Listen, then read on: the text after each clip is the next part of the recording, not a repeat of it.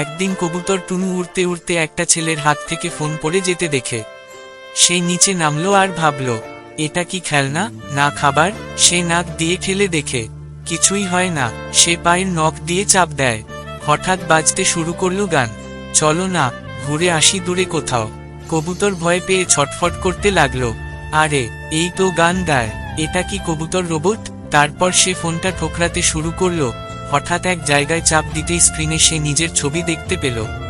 সে চমকে উঠল, আব্বা, এটা কি ম্যাজিক আয়না? আমি তো দেখতে বেশ হ্যান্ডসাম। সে সেলফি তুলতে লাগলো পাখা ছড়িয়ে, মাথা বাঁকিয়ে, এক পায়ে দাঁড়িয়ে। একসময় ফোনের মেমোরি ফুল হয়ে গেল, স্টোরেজ ফুল। লেখা এলো। টুনু বিরক্ত হয়ে বলল, আহ, এই মোবাইলে তো জায়গাই নাই।